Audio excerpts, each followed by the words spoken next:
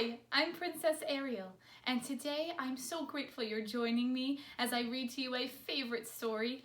This one is called A Special Song, and it's about my friend Coral. May I have your attention, please? Sebastian called. The crab tapped his baton on a podium. King Triton's birthday was in a couple of days, and the court musicians were planning a special performance.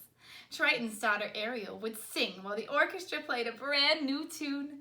Sebastian wanted the concert to be spectacular, but they still had a lot of work to do. The crab raised his baton and the musicians began to play. Beautiful music filled the sea until clang! Who did that? Sebastian demanded. I did, a young mermaid named Coral quickly replied. The best way to play the cymbals is to hold on to them. Now, if there are no more interruptions, Sebastian said grumpily, let's continue. Sebastian's not being very friendly today. The rehearsal went from bad to worse. Coral dropped her cymbal a second time. Cling! Then she tripped and landed on top of a kettle drum. As Ariel watched, Sebastian threw down his baton. Rehearsal is over, the crab yelled and stormed off. Ariel helped Coral up. Don't mind Sebastian. Oh, they'll never be able to get this song right, let alone perfect, Coral said sadly. Don't worry about it, Ariel said. The only thing I'm perfect at is making Sebastian mad. You should have seen his face the last time I went to the surface. You've been to the surface? Coral asked, amazed. You must be the bravest mermaid ever. It's just something I like to do, Ariel said. I'm always gathering treasures. Would you like to see my collection? I'd love to, Coral exclaimed. The two mermaids swam to Ariel's grotto. Make yourself at home, Ariel told Coral when they arrived. Flounder the fish was there, and he waved a fin at them. The young mermaid swam around, examining jewelry and shiny trinkets. Where did you find all of these? Coral asked as she put on a strand of pearls. I found some of it in sunken ships, replied Ariel. You've been inside a sunken ship? Coral said with a gasp. Weren't you scared? Oh, of course not. Were you, Flounder? Ariel teased. Nothing to it, the fish fibbed. So what are we waiting for? Ariel asked. Let's go. Coral and Flounder trailed behind Ariel. Soon they arrived at a ship that had sunk to the ocean floor. Let's see what's in there, Ariel urged. Her friends followed her through a large porthole. Inside the ship, Ariel found an old steamer trunk. Look at this, she cried, holding up a purple parasol. And this, Coral exclaimed, picking up a fancy lampshade. I wonder what it's for. My friend Scuttle can tell us, Ariel said. Follow me. Where are we going? Coral asked. To the surface, he replied, pretty matter-of-factly. What do we do with lampshades? We'll have to find out. Soon the friends arrived at the surface. Scuttle the seagull examined their treasures. That is a trawlerifer, he said, looking at Coral's lampshade. It's what human ladies wear when they're going somewhere important.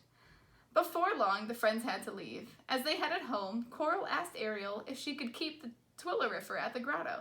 It might get broken at home, she explained. Of course, Ariel agreed. The grotto is my secret place, and it can be yours too. A few days later, as Ariel swam toward the grotto, she heard someone singing. The voice was strong and clear, but sweet too. When Ariel arrived, she saw her new friend. Coral, I didn't know you had such a lovely voice. You should be singing at the concert, not playing the cymbals.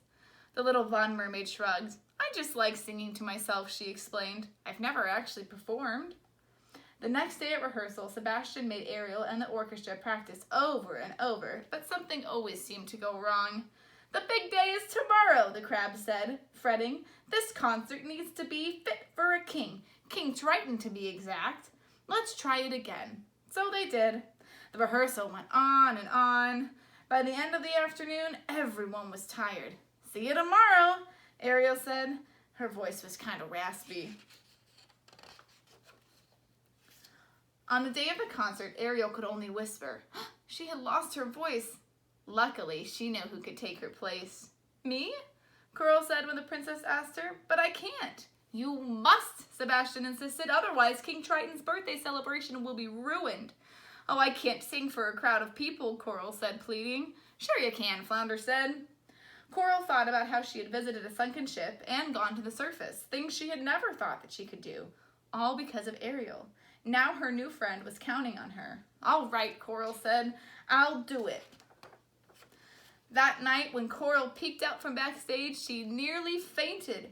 The entire kingdom was there, including her parents and her brothers and sisters. King Triton and Ariel sat in the royal box. When it was time, Coral took a deep breath and swam on stage. As the orchestra started playing, she sang softly, but as she went on, Coral's voice got louder. Before she knew it, the concert was over, and the audience began to clap and cheer.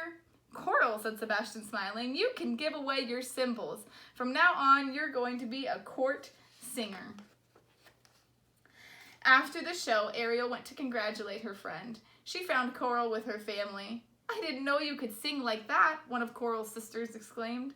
No one ever would have known if it wasn't for Ariel, replied Coral. She believes in me. Ariel still couldn't speak, but she gave Coral a big hug. It had been a wonderful evening. I hope that you have friends like I have friends with Coral, and I hope that you can do something kind for them. Do you like singing? It's one of my favorite pastimes. How about when we're all stuck inside, we practice a little bit of singing together? Oh, wouldn't that be fun? Oh, if you're interested, please let me know at the Princess Party Company. I'd love to see you again. Bye-bye.